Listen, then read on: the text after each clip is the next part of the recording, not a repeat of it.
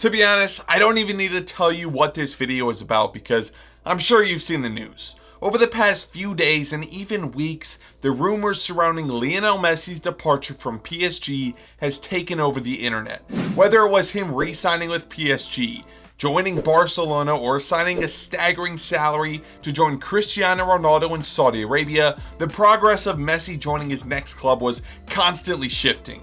And within the last few days, the tables have turned again as it was reported Messi to Miami was officially happening.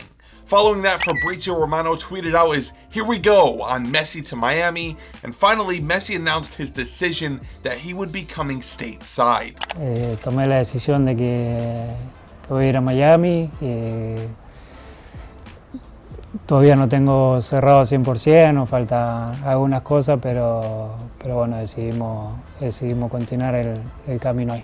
That's right, you're not hearing it wrong. The World Cup champion, 7-time Ballon d'Or winner, and arguably the best footballer to grace the beautiful game will be joining MLS this summer. But what is interesting to me about this news is the potential dealings that are being done behind the scenes that have persuaded the Argentine to select South Beach as his newest destination. And in my opinion, this groundbreaking deal reminds me a lot like the old MLS.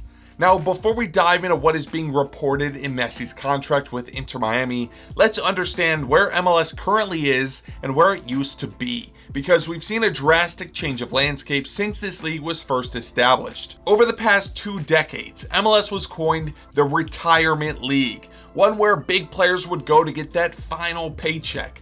The idea of a huge star in his 30s joining MLS is not something that is new, which brings us to the contract that David Beckham signed when he signed for the LA Galaxy in 2007.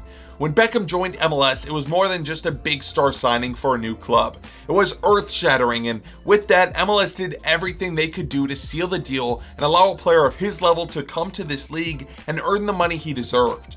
With the arrival of Beckham, MLS introduced the designated player rule, also referred to as the Beckham rule during that time. This new rule allowed each club to sign a limited number of players on high salaries that would not affect the salary cap for each club. Along with that, MLS and Beckham had an agreement put into place in the contract that would allow David Beckham to purchase an MLS franchise in the future for a flat rate of $25 million. And that franchise ended up becoming Inter Miami, and Beckham only paid $25 million for an expansion fee, which was an absolute steal compared to other expansion fees during that time, which were reaching the $300 million mark. Beckham to MLS was a revolutionary deal for the future, and the contract dealings between the two parties exemplified that in so many ways. Since then, though, we have not seen another deal like it. MLS has grown exponentially. More big players have come and gone, but nobody's garnered the groundbreaking contract that even remotely resembled the Beckham move from 2007. Well, until now, because the deal for Lionel Messi to join Inter Miami is arguably an even larger investment than that deal from 2007. Messi was never going to join Miami on a normal deal. I mean, again, we're talking about potentially the greatest footballer in the world, and to rival Al Hilal's $500 million a season offer, MLS and Miami had to go big. In saying that, MLS Commissioner Don Garber stated in an interview with The Athletic that MLS was willing to look at every opportunity possible in order to land Messi. And that brings us to this multi-layered contract agreement that is reportedly in place for the Argentine. To start, MLS has utilized its current business partnerships to sweeten this deal. With MLS's exclusive move to Apple TV, Apple and MLS are offering Messi a share of the revenue that would be generated by the new subscribers paying for the service.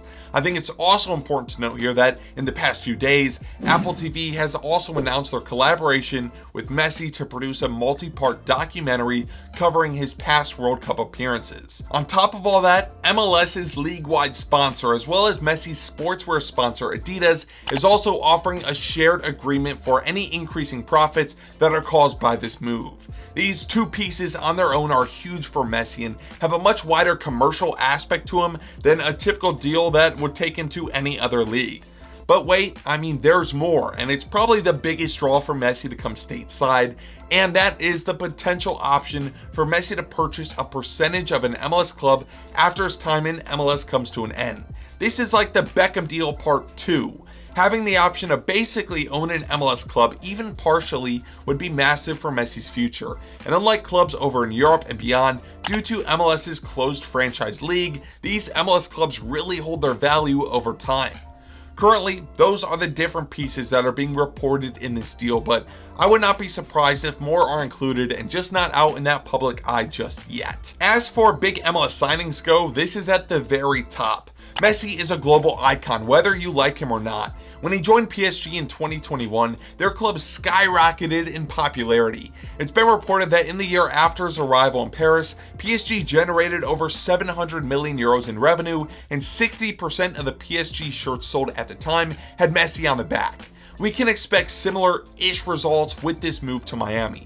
Obviously, the numbers probably won't be as big, but his arrival will for sure bring a lot of attention and commercial opportunities to MLS and Inter Miami. My question and concern here, though, is this move going to be truly good for both parties? Is MLS shilling out for Messi to sign for them truly going to change the league for the better, and will it be worth it in the end? Now, there's part of me that feels like this is a return to MLS 2.0, 3.0, where a player is so much bigger than the league, and in return, the entire focus of everything goes to Messi. Should a league value a player this much and offer them so much extra in their contract just to get them to sign? Does MLS doing this put the league a few steps back?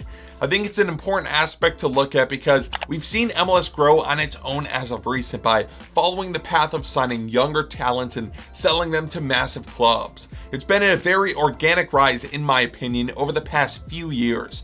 But when I see such a massive deal for Messi, that of course makes him bigger than almost every team, I would say, I start to question if this is the right thing to do and the right thing to go about it. As of now, we do not have any types of numbers on what his contract could be worth, or how Miami and MLS will be covering his salary.